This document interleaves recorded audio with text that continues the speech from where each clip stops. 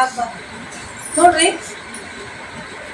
ಒಂದು ಮಕ್ಕಳಿಗೆ ಸಂಸ್ಕಾರ ಕೊಡೋದ್ರಿಂದ ಹಿಡ್ಕೊಂಡು ಮಹಿಳೆ ಬಹಳಷ್ಟು ಪಾತ್ರಗಳನ್ನ ನಿಭಾಯಿಸ್ತಾಳೆ.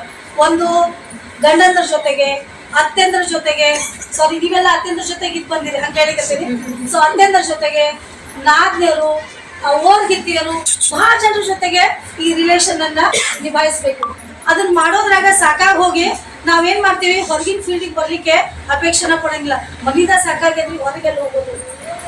ನಾನು ತಿಳಿ ಹೊರಗಿನ ಜಗತ್ತು ಬಹಳ ದೊಡ್ಡದ. ಹೊರಗಿನ ಜಗತ್ತು ಬಹಳ ದೊಡ್ಡದ. ಒಮ್ಮೆ ಹೊರಗೆ ಬಂದು ನೋಡ್ರಿ, ಆ ಜಗತ್ತು ಬಹಳ ಸುಂದರವಾಗಿದೆ ಅಂತ ಹೇಳ್ತೀನಿ. ಬಹಳ ಸುಂದರವಾಗಿದೆ.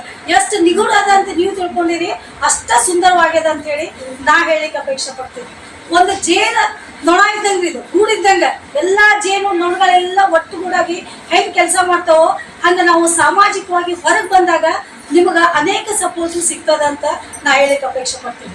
ಮಹಿಳೆಯರು ಒಬ್ಬರಿಗೊಬ್ರು ಕೈ ಜೋಡಿಸಿಕೊಂಡು ಒಬ್ರಿಗೊಬ್ರು ಸಹಾಯ ಮಾಡಿಕೊಂಡು ಬೆಳಿಬೇಕೆ ಹೊರತು ಒಬ್ರನ್ನ ಬೆಳೆಯುವುದನ್ನ ನೋಡಿ ಅವರನ್ನ ಕಾಲ್ ಜಗ್ಗುವ ಮೂಲಕ ಮಾಡಿದ್ರೆ ನಾವು ಮಹಿಳೆ ಎಂಬ ಪದಕ್ಕೆ ಒಂದು ಅವಮಾನವನ್ನ ಕೋರಬಹುದೇನೋ ನನ್ನ ಅನಿಸಿಕೆ ಆಗಿದೆ. ಕ್ಷೇತ್ರದಲ್ಲಿ ಮಹಿಳೆಯರು ಗಂಡಿನ ಸರಿಸಮವಾಗಿ ದುಡಿತಾ ಇದ್ದಾರೆ. ಒಂದು ರಾಜಕೀಯ ಕ್ಷೇತ್ರದಲ್ಲಾಗ್ಲಿ, ಒಂದು ನೌಕಾಪಡೆಗಳಲ್ಲಾಗ್ಲಿ, ಒಂದು ವೈದ್ಯಕೀಯ ಕ್ಷೇತ್ರಗಳಲ್ಲಾಗ್ಲಿ ಗಂಡಿಗೆ ಸರಿ ಸಮಾನವಾಗಿ ಮಹಿಳೆ ದುಡಿತಾ ಇದ್ದಾಳೆ. ಆದರೆ 800 ಶತಮಾನಗಳ ಹಿಂದೆ ಈ ಒಂದು ಯಾವುದೇ ರೀತಿ ಮಹಿಳೆಗೆ ಇಂಥ